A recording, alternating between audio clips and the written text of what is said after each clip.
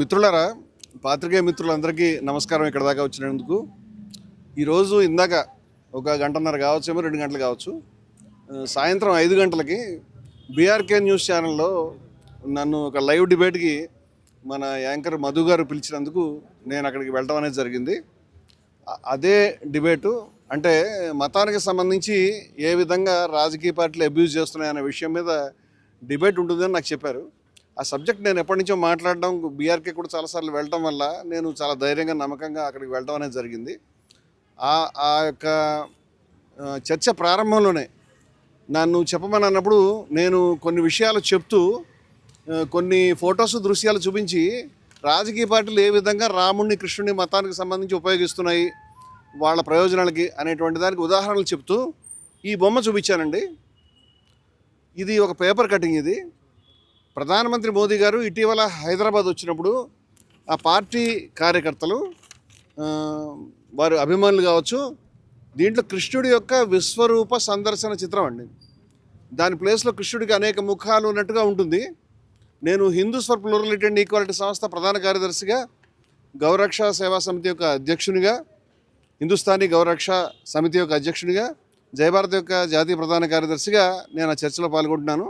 అంచేత హిందువుల మనసులో ఏ విధంగా గాయపడ్డాయి, నేను హిందువులకు సంబంధించి చాలా కార్యక్రమాలు, హిందూ సమ్మేళనాలు చేయడం కానీ, మా కార్యాలయంలో ఎల్బీ నగర్లో నెల హిందువులకు సంబంధించి సనాతన కాహళి పేరు మీ ప్రసంగాలు ఏర్పాటు చేయడం కానీ, అన్నమయ్య ఇల్లు తిరుపతిలో కూలిపోయింది అనేటువంటి బాధలో 11.5 లక్షల మంది భక్తుల సంతకాలు సేకరించి, ఆ భక్తుల సంతకాలతో రథయాత్ర చేయించే విషయంలో కానీ, కాశీనాయ అనే యొక్క క్షేత్రం కూలిపోయినప్పుడు కడప జిల్లా కలెక్టరేట్ని ముట్టడించే విషయంలో కానీ, అనేక విషయాల్లో మా సంస్థ, అన్నమయ్య కళాక్షేత్రం మా సంస్థ లీడ్ తీసుకొని అనేక సందర్భాల్లో మేము పనిచేసాం. చాలా హిందూ కార్యక్రమాలు చేస్తున్నాం. జిఆర్ స్వామి గారి ఆశ్రమంలో కూడా ఒక పెద్ద సభ, ఐందవ భక్తి కళా సమ్మేళనం ఏర్పాటు చేసి నేను అధ్యక్షత వహించడం జరిగింది. స్వామివారు పాల్గొన్నటువంటి కార్యక్రమంలో. అలాగే అనేక మంది హిందూ పెద్దలు మా సభల్లో, మా కార్యక్రమాల్లో పాల్గొంటూ ఉంటారు. అందువల్ల హిందువుల మనసులు గాయపడినప్పుడు మేము మాట్లాడతాం. అంచేత రాముడికి సంబంధించి మోదీ గారు దారి చూపిస్తున్నట్టు, రాముడి మీద మోదీ గారు మీద రాముడే తలవాల్చి పడుకున్నట్టు, అలాగే ఫ్లెక్సీలు, కటౌట్లో రాముడిని, మోదీని కలిసి వాడడం, అదేవిధంగా హర్ హర్ మోదీ, ఘర్ ఘర్ మోదీ అంటే హర్ హర్ మహాదేవ్ నినాదానికి బదులు, అంటే మనం ఇక్కడ ఏడుకొండలవాడ వెంకటరమణ గోవింద అని అంటాం కానీ దాని ప్లేస్లో మరొక రాజకీయ నాయకుల పేరు పెట్టాం. అదేవిధంగా హర హర మహాదేవ్ అనేటువంటి స్లోగన్లో హర్ హర్ మోదీ, ఘర్ ఘర్ మోదీ అని వాడడం, ఇలాంటి విషయాల పట్ల నేను అభ్యంతరం వ్యక్తం చేస్తూ పిక్చర్లు చూపిస్తున్నప్పుడు ఈ పర్టికులర్ పిక్చర్ చూపించారండి. హైదరాబాద్లో కృష్ణుడి యొక్క విశ్వరూప సందర్భంలో భగవాన్ శ్రీకృష్ణ పరమాత్ముని యొక్క కోట్లాది మంది భక్తుల యొక్క ఆరాధనీయమైనటువంటి వ్యక్తి యొక్క, ఆ శ్రీకృష్ణుని యొక్క దేవునిగా భావించేటువంటి కోట్లాది మంది భక్తులు కూర్చేటువంటి ఆ చిత్రపటంలో కృష్ణుని యొక్క శిరస్సుని తొలగించి ఆ ప్లేస్లో మోదీ గారి శిరస్సు పెట్టడం అనేది మా మనసుని కలిచివేసింది. దీనిని నేను ఖండిస్తున్నాను. ఆ సమయంలో నా ముందు కూర్చున్నటువంటి కశ్యప్ రెడ్డి అనేటువంటి వ్యక్తి, ఆయనతో నాకేం పూర్వపరిచయం కూడా లేదు. ఆయన ఒక్కసారిగా లేచి నా పైన దాడి చేసి చెప్పుతో పదే నన్ను ఇక్కడ కొట్టి చంపేస్తానని గట్టిగా అరవడం అనేది జరిగింది. అది వేలు చూపిస్తూ ఆ తర్వాత కూడా చాలా బలంగా కొట్టాడు. ఆయనని యాంకర్ మధు గారు, అదేవిధంగా చర్చలో పాల్గొన్నటువంటి తిరుపతి రెడ్డి గారు, బీజేపీ పార్టీ ప్రతినిధి, నా మిత్రులు వారు, అదేవిధంగా అక్కడ ఉన్నటువంటి సిబ్బంది చాలామంది ఆయనను అడ్డుకొని ఆపకపోయి ఉంటే కనుక అతను దాడి ఆపే విధంగా లేడు. అతను పదే నా మెడభాగంలో, నా సమస్య ఏంటంటే ఇక్కడ నాకు సర్జరీ చేయించుకోవాలి ఇమీడియట్గా.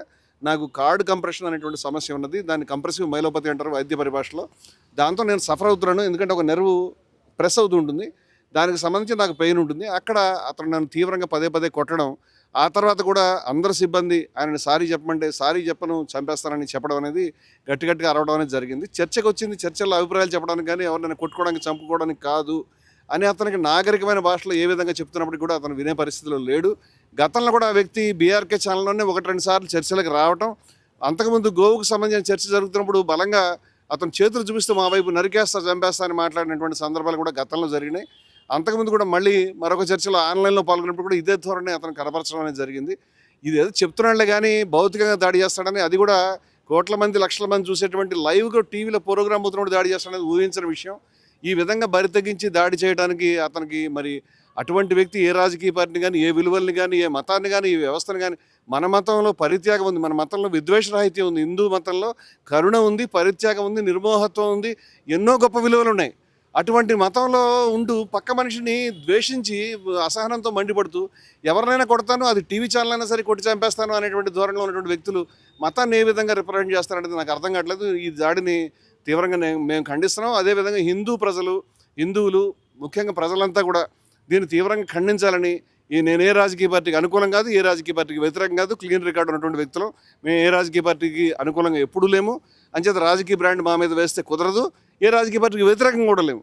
అంచేత కొన్ని విలువల గురించి మాత్రమే మాట్లాడుతున్నాం మేము. ఇటువంటి పరిస్థితుల్లో అతను బయటకు వచ్చినప్పుడు మళ్ళీ కూడా అతన్ని లోపలికి పిలిచే ప్రయత్నం జరిగింది.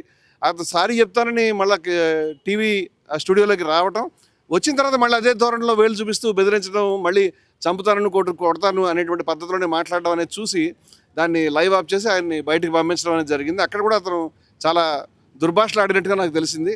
ఆ వ్యక్తి నుంచి మాకు ప్రాణాలకు ముప్పు ఉంది. ఈ రకంగా కార్యకర్తలు తయారు కావటం, ఈ రకంగా అనేక మంది రోడ్ల మీద అంటే బహిరంగంగా ఒక టీవీ ఛానల్ యొక్క లైవ్ డిబేట్లోనే ఒక మనిషిని కొట్టి చంపే ప్రయత్నం జరుగుతున్నప్పుడు, మరి అది కూడా ఒక సంస్థ, హిందూ సంస్థకు అనేక కార్యక్రమాలు, హిందూ సమ్మేళనాలు నిర్వహించినటువంటి మా రికార్డులన్నీ చూపిస్తాం. హిందూ సమ్మేళనం నిర్వహించిన వ్యక్తికి ఒక బయట ఛానల్స్లోకి వెళ్ళి మాట్లాడుతున్నటువంటి నేను ఒక రచయితని, ఎంతో కొంత మంచి పేరు ప్రతిష్ట ఉన్నటువంటి వ్యక్తి మీద అందరి ముందు ఈ సమక్షంలో దాడి చేయడానికి ప్రయత్నం, దాన్ని కొట్టి చంపుతానని చెప్పేటువంటి విధానం జరుగుతున్నప్పుడు రాష్ట్రంలో ఎక్కడైనా రక్షణ ఉంటుందో? ఇటువంటి వ్యక్తుల్ని పౌర సమాజం దూరం పెట్టాలి, ప్రజలు దూరం పెట్టాలి. అటువంటి వ్యక్తిని కఠినంగా ఆ వ్యక్తి మీద నాకు ఎటువంటి కోపం కానీ, ఎటువంటి ద్వేషం కానీ వ్యక్తిగతంగా ఏమీ లేవు. కానీ కొన్ని విలువలకు సంబంధించిన మనం పనిచేస్తున్నప్పుడు ఇటువంటి వ్యక్తుల్ని బయట అలౌ చేస్తే కనుక సమాజం అనేది చాలా ఇబ్బంది పడుతుంది, చాలా తీవ్రమైనటువంటి పరిస్థితి వస్తుంది అనేటువంటి అభిప్రాయంతో ఈరోజు నేను పోలీస్ స్టేషన్లో ఇక్కడికి వచ్చి బంజారాహిల్స్ పోలీస్ స్టేషన్లో కంప్లైంట్ చేయడం జరుగుతుందండి. దీనికి సంబంధించి రేపు ఒక ప్రెస్ మీట్ కూడా కండక్ట్ చేస్తాము. దానికి సంబంధించి మిత్రులందరూ కూడా పిలుస్తామండి. థ్యాంక్ యూ మీరు ఇక్కడ దాకా వచ్చినందుకు. పోలీస్ అధికారులు ప్రస్తుతం డాక్టర్ గారి దగ్గరికి వెళ్ళి మెడికో లీగల్ కేసు కాబట్టి దీని మీద మీరు ఒకసారి ఉస్మానియాకి కూడా వెళ్ళమని చెప్పారు. అక్కడికి వెళ్తున్నాను నేను. అక్కడికి వెళ్ళి నా పాత ఎక్స్రేలు అవన్నీ కూడా తీవ్రమైనటువంటి పరిస్థితి నాకు ఉంది, అది వారికి నేను వివరిస్తాను. ఇప్పుడు నా చేతిలో కూడా చూపించలేను. మేమే హిందూ సంఘం అండి. నేను హిందూ సంఘం, అనేక మంది హిందూ ఆచార్యులు, అంటే ఇప్పుడు నేను ఇక్కడి నుంచి టీవీ నుంచి ఇక్కడికి వచ్చే కాసేపట్లోనే చాలామంది మాట్లాడుతున్నారు. చాలామంది కూడా రేపు స్వాములు, ఆచార్యులు, మఠాధిపతులు, పీఠాధిపతులు కూడా మా సదస్సుకి వస్తారు. ఆ ఒక్క హిందువులే కాదండి, ముస్లింలు, క్రైస్తవులు, ప్రజాస్వామికవాదులు, ప్రజలందరూ కూడా వస్తారు. ఇప్పటికే రాష్ట్రంలో అనేక చోట మిత్రులంతా కూడా దీన్ని చెప్తా ఉన్నారు.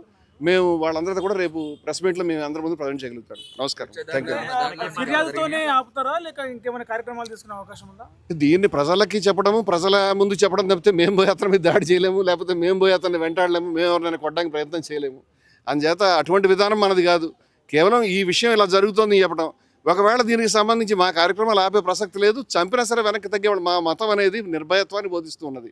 యతో వాచో నివర్తంతే అప్రాప్య మనసా సహా ఆనందం బ్రహ్మణో విద్వాన్ నా బిభేతి కుతశ్చనేతి. బ్రహ్మం యొక్క ఆనందాన్ని తెలుసుకున్న వ్యక్తి ఎక్కడికి ఆ వాక్కు మనసు వెళ్ళలేదో అటువంటి బ్రహ్మాన్ని ఎవరైతే సాక్షాత్కరించుకుంటాడో ఆ వ్యక్తి దేనికి భయపడడు అని మా ఉపనిషత్తు చెప్తూ ఉంది. భయపడద్దు అని గీత చెప్తూ ఉంది, మా ధర్మం చెప్తూ ఉంది. అంచేత భయపడం, ప్రాణాలు ఇస్తాం, మా తలక ఇస్తాం. ఈ ఉన్మాదాలకు వ్యతిరేకంగా, రాజకీయ పార్టీలు మతాన్ని ఉపయోగించుకోవడానికి వ్యతిరేకంగా నా శిరస్సు అర్పించడానికి చచ్చిపోవడానికి నేను సిద్ధంగా ఉన్నాను, కానీ వెనక్కి తగ్గడానికి సిద్ధంగా లేవు. దీన్ని ప్రజల్ని చైతన్యపరిచి మతాన్ని, విలువల్ని, ధర్మాన్ని రక్షించుకోవడానికి ముందుకు వస్తామని తెలియజేస్తాను. ఇతర సంఘాల మద్దతు ఎవరిస్తే వాళ్ళది ఖచ్చితంగా తీసుకుంటామండి. ఎందుకంటే రాష్ట్రంలో ఉన్నటువంటి దీన్ని మానవత్వంలో ఎవరైనా ఖండిస్తారని నేను అనుకుంటున్నాను. ఖచ్చితంగా దీన్ని తీసుకుంటాం. ఇటువంటి ఎలిమెంట్స్ ఎవరైతే ఉన్నారో వాళ్ళ రాజకీయాల నుంచి, పార్టీల నుంచి, సంఘాల నుంచి, పౌర జీవితం నుంచి, ప్రజా జీవితం నుంచి దూరం చేయడానికి ఎటువంటి ప్రయత్నం చేయాలో దీన్ని పరిశుద్ధం చేయడానికి ఆ ప్రయత్నాన్ని చేస్తామని ఖచ్చితంగా తీసుకుంటాం.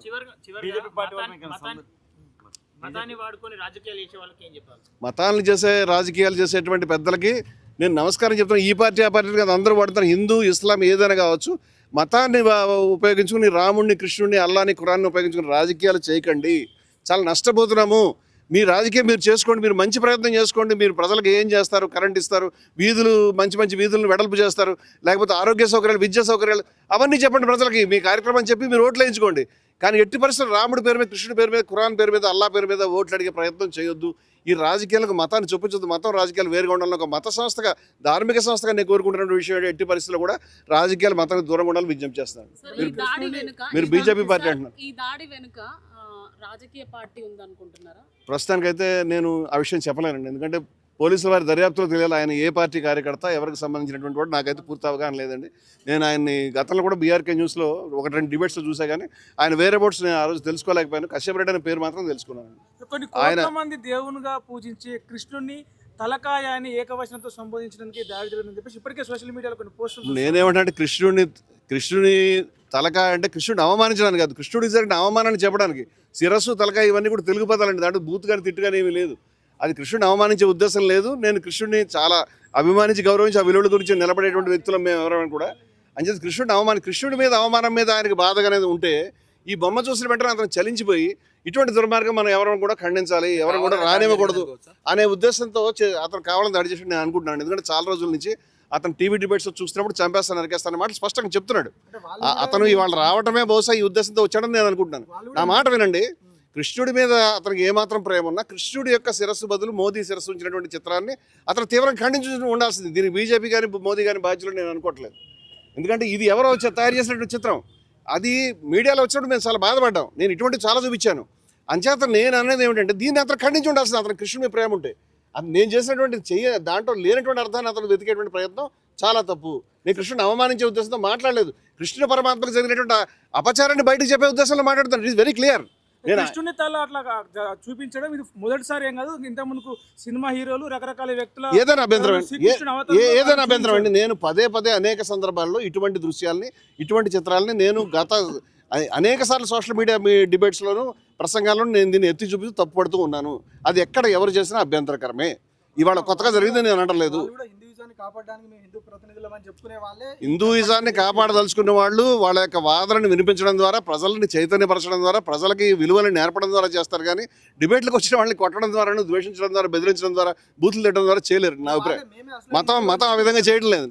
అంటే వాళ్ళు మన మతంలో అటువంటి దూషణ తత్వన విజుగుప్సతే, అతడు ద్వేషించడు, అద్వేష్ట మైత్ర కరుణయ వచాన్ని భగవద్గీత చెప్తుంది. తత్వన విజుగుప్సతే అని చెప్తుంది. అదేవిధంగా ఎట్టి పరిస్థితుల్లో మా విద్విషావహ అని వేదం చెప్తుంది. వేదం, ఉపనిషత్తులు, భగవద్గీత ఏవి కూడా ద్వేషించమని చెప్పలేదు. ప్రపంచంలో ద్వేషానికి వ్యతిరేకంగా ఉన్నటువంటి ఏకైక మతం హిందూ మతం. ఏ మతంలో కూడా ఇంత ద్వేష వ్యతిరేకత లేదు. ద్వేషాన్ని ప్రదర్శించే వాళ్ళు హిందువులు కాజాలరు. హిందూ ప్రతినిధులు మాట అతను హిందువుగానే లేడు. అతను హిందూ విలువలు అలవాటు చేసుకోవాలని నేను కోరుకుంటాను.